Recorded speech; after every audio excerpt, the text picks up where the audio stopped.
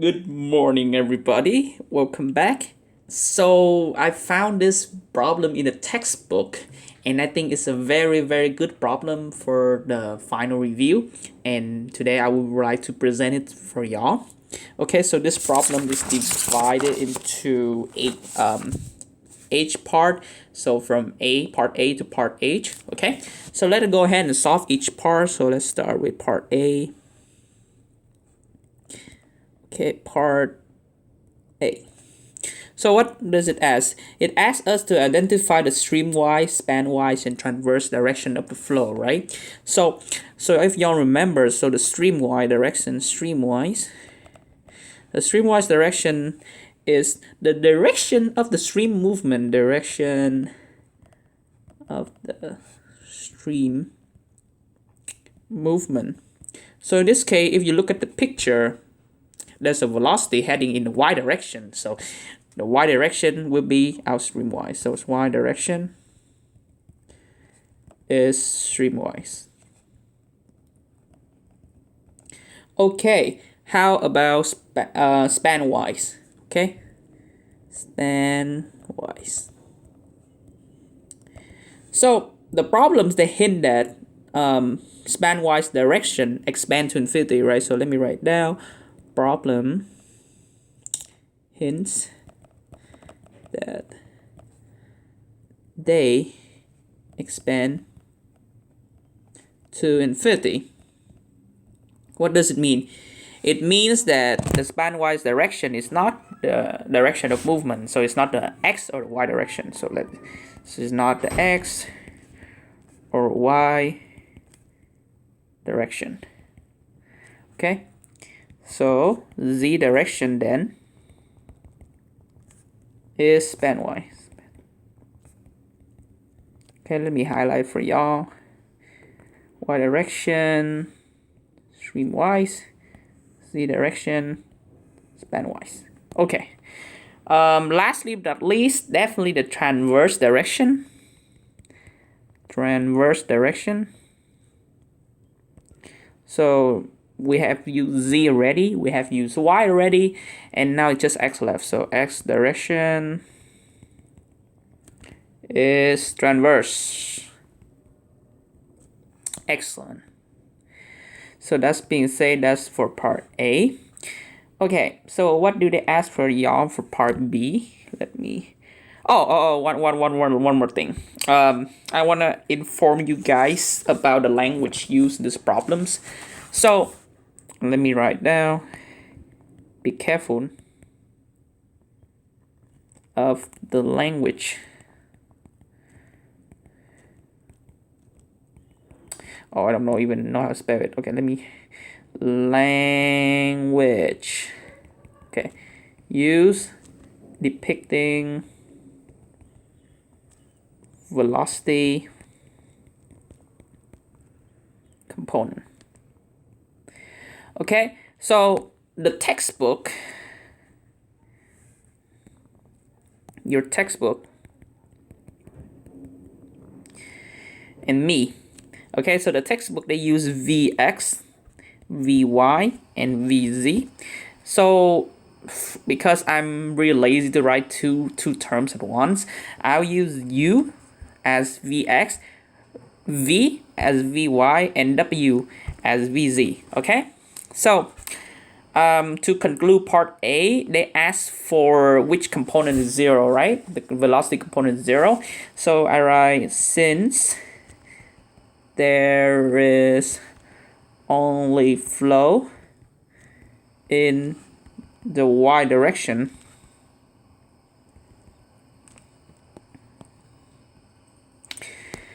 or the streamwise direction, we'll obtain that.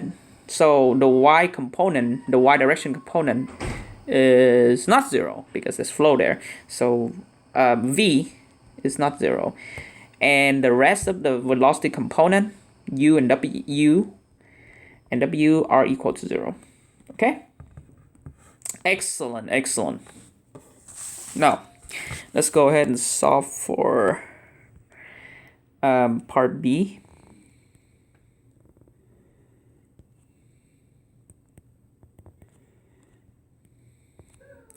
Okay, so in part B, they ask you to perform the continuity equation on the mass balance equation, right? Okay, so let me write down. Let's perform the mass balance for Cartesian coordinate. Wonderful. Okay, which table you're gonna use, which equation we use? Okay, so we will use table 5.6, page 268.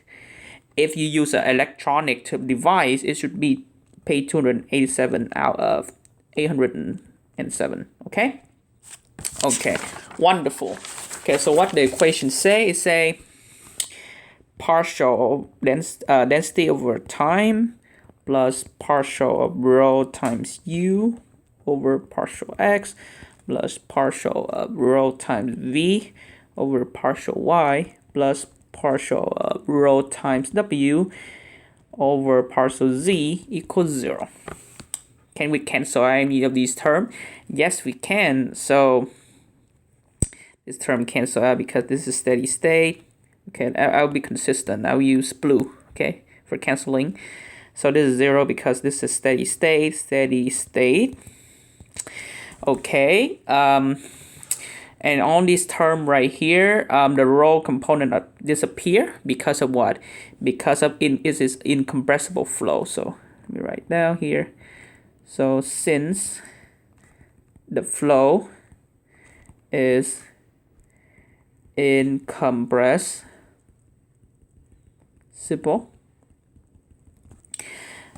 what does it mean? It means that the density doesn't change through space.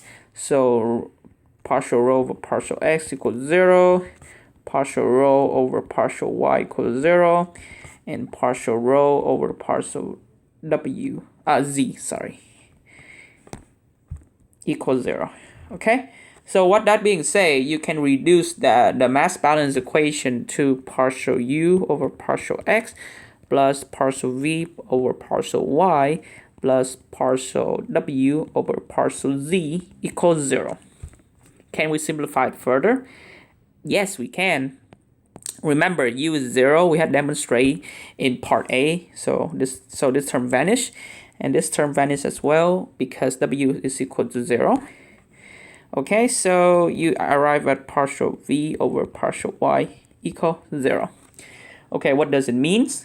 You arrived at the result. Does it have a meaning? Yes, it does. If you recall your calculus class, recall your calculus class. So let's say you have dy over dx equals 0. So you solve it, is a differential equation. You get y equals c1. So y doesn't depend on x, right? Y doesn't, or y is not a function of x because c1 is a constant.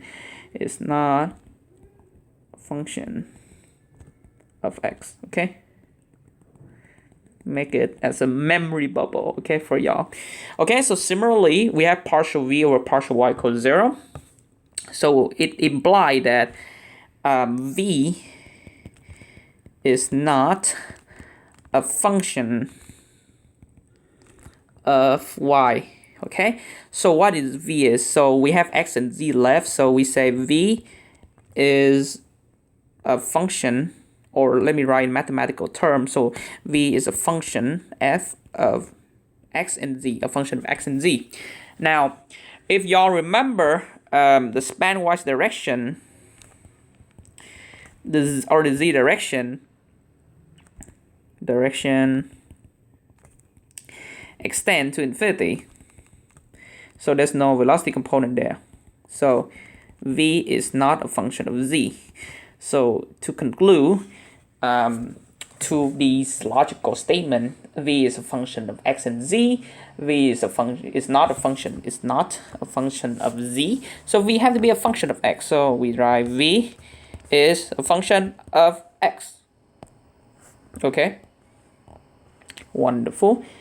Okay, let me check the time. Perfect. I will see you in the next video for further analysis.